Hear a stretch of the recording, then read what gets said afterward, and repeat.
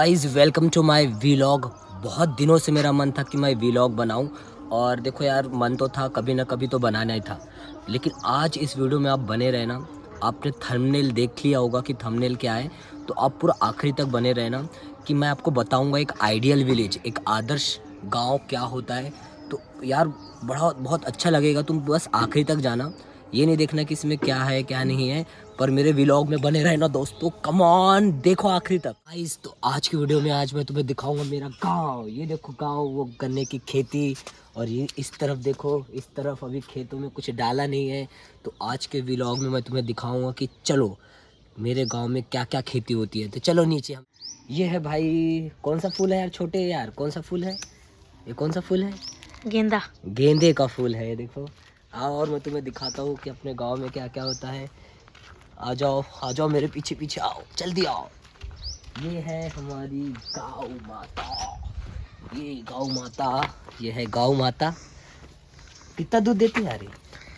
1 kilo दूध देती है। ये उसका बच्चू है। ये फैमिली है, छोटी सी फैमिली यहाँ रहती है। चलो मैं खेत दिखाता हूँ तुमको। आ जाओ मेरे पीछे आओ, जल्दी आओ भाई, जल्दी आओ, जल्दी आओ। ये देखो, ये है मिट्टी भैया, मिट्टी। यहीं से हमें भोजन मिलता है, भोजन मिट्टी। ये देखो अभी इसमें क्या चलाया है यार? रोटवेटर चलाया है। और क्या डाला है इसमें अभी? चना। और इसमें चने की खेती हुई है। ये भाई मिट्टी, ये है मिट्टी, और मिट्टी से ही हमको मिलता है भोजन। क्या तुम जानते हो 95% भोजन यानी खाना हमको मिट्टी से मिलता है।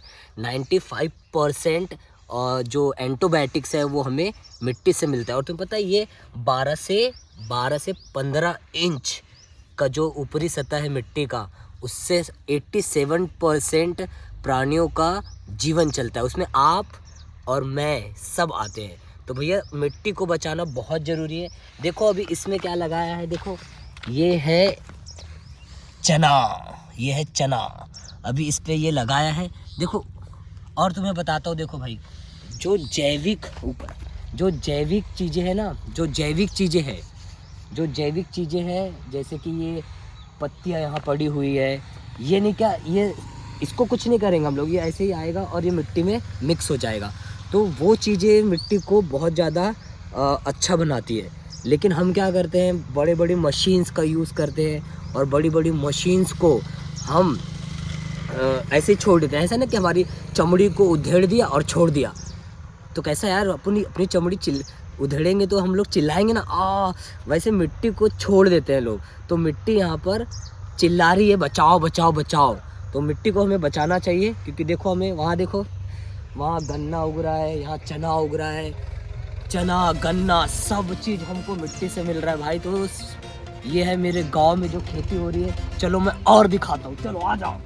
तो भाई और दोस्तों ये देखो, ये है धनिया। देखो ये है धनिया ऊपर में, ये है धनिया।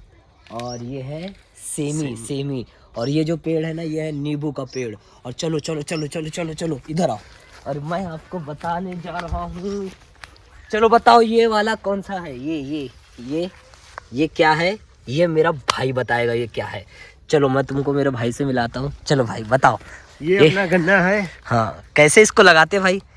ये बीज हम 1 साल लगाते हैं। ये बीज 3 साल तक चलता है। एक बीज भाई 3 साल चलता है? वाह, कैसे? बताओ चलता है। पहले ये देखो, ये अपना तीसरा साल का पौधा है। पहला साल इसको लगाए थे ना, फिर खेत में जोताई करा के 2 बार जोताई कराए थे अपन। उसके बाद वो नाली निकाले थे अपन। उसके बाद इसमें पानी डाल के गन्ना को छोटा छोटा टुकड़ा में काट के यहाँ लगाए थे। लगाने के बाद ये ऐसा उगा। तो ये अपना वो गन्ना है जो पौधा है, उसको ये 1 साल में 1 ही बार होता है। फिर इसको ना अपन काट के खेत को एक बार साफ कर देते हैं। साफ करने के बाद पानी डालते हैं, फिर उग जाता है। फिर इसमें खाद बीज डाल के इसको 1 साल तक चला। तो दोस्तों अभी ये वाला जो खेत है, इस पे लगा है गन्ना, और ये मेरा भाई जो गन्ना लगाता है ये बताएगा। बता भाई कैसे गन्ना लगाते हैं? गन्ना लगाने के लिए पहले खेत को जुताई करना पड़ता है 2-3 बार। जुताई करने के बाद ना फिर उसमें ऐसे लाइन से नाली निकालना पड़ता है। फिर गन्ने का कटाई करना पड़ता है। वो जो देख रहे हो वो बीज का काम आएगा, वो गन्ना वो पहले से गन्ना लगा है उधर, वो दिखा रहा है मेरा भाई, देखो वो गन्ना लगा हुआ है। हाँ फिर वो क्या होता गन्ने है? को काट के ना, वो जो उसका गठान नहीं रहता, बीज जहाँ से अंकुरित होता है, उसको छोटे छोटे टुकड़े में काट के नाली में लगा के पानी छोड़ के उसको दबाना पड़ता है। दबाने के बाद ऐसी गन्ना उगता देखो है।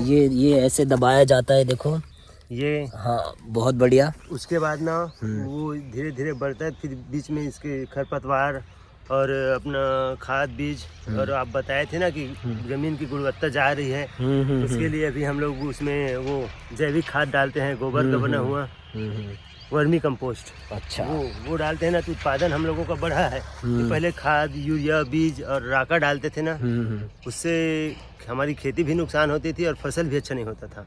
और हम लोग जैविक खाद को देखो भाई, जैविक खाद बहुत जरूरी है, मेरा भाई बता रहा है। अगर अपने को और ज़्यादा खाना फ्यूचर में बचाना है तो जैविक खाद का उपयोग करो और मिट्टी को बचाओ, सेव सॉइल, ये वाली बात भाई फैलाते जाओ। हाँ फिर उसके बाद ये एक गन्ना में अच्छी बात है कि अपने को हर साल बीज की जरूरत नहीं पड़ती।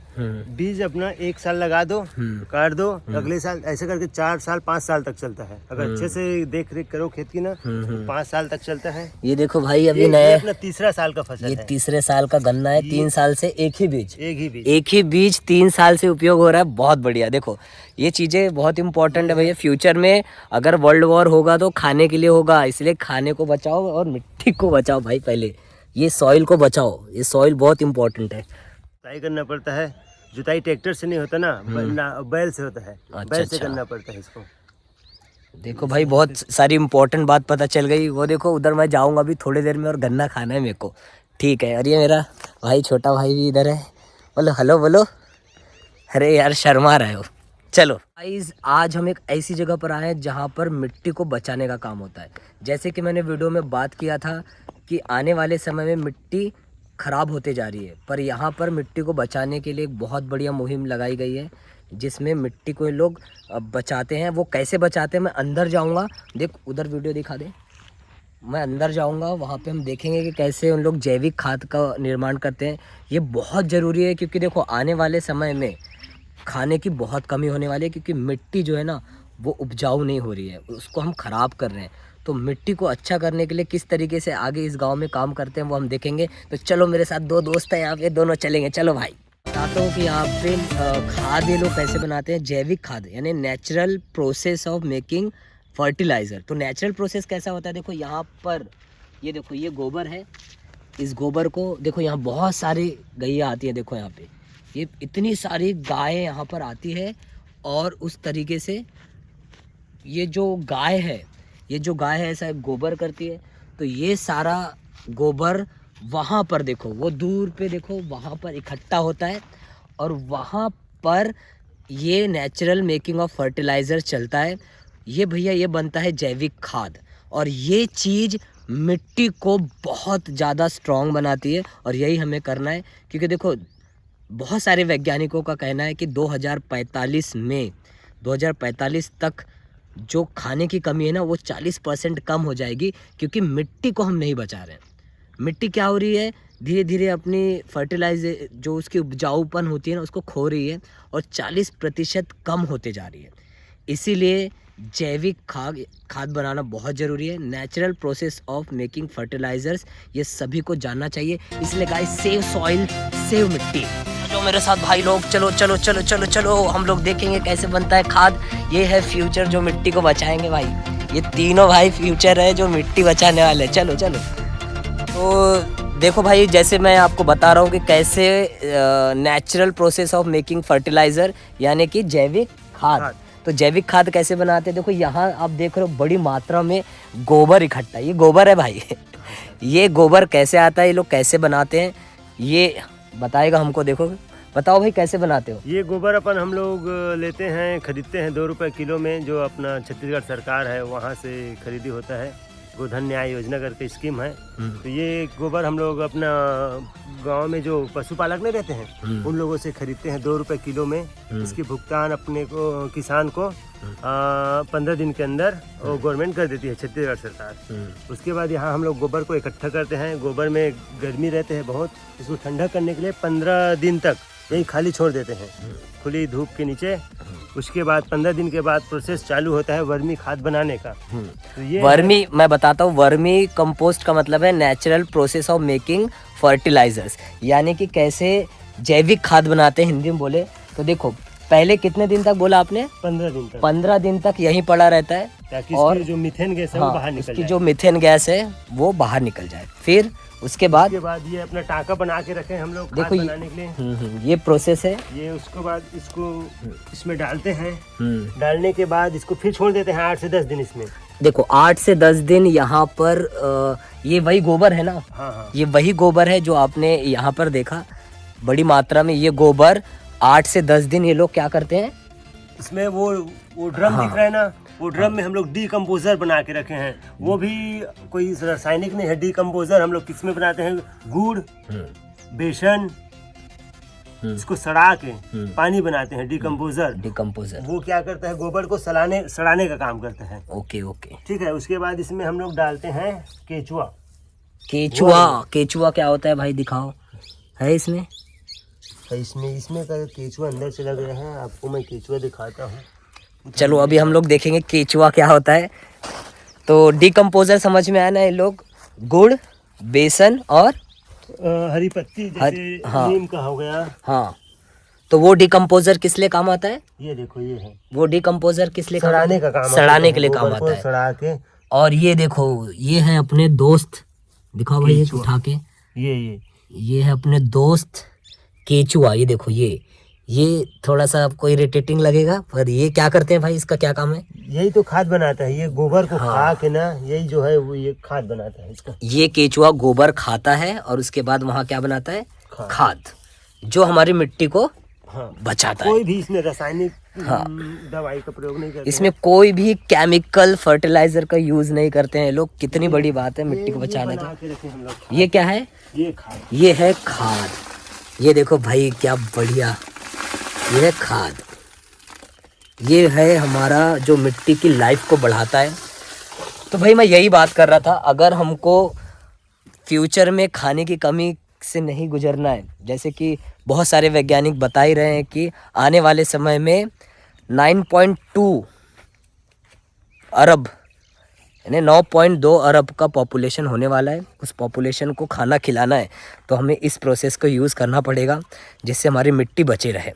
तो ये बहुत ही सिंपल और बहुत ही अच्छा तरीके से यहाँ पर मिट्टी को बचाया जा रहा है। Okay guys, save soil save मिट्टी।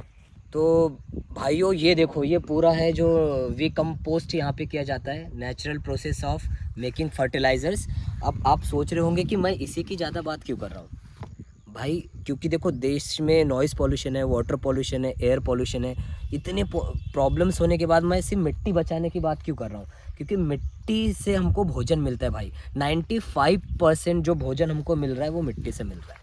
तो इसे बचाना बहुत ज़रूरी है। एयर को प्योरीफाई किया जा सकता है। आप फैक्ट्रीज़ बंद कर दो, जो भी पॉल्यूशन हो रहा है, ट्रक है, ये सब 1-2 महीना बंद कर दो, एयर प्योरीफाई हो जाएगा। पर मिट्टी एक बार ख़त्म हो रही है ना, तो मिट्टी को हम बचा नहीं सकते हैं। तो इसीलिए मैं बोल रहा हूँ सेव सॉइल सेव मिट्टी। मेरे भाई सब लोग बचाओ मिट्टी। चलो।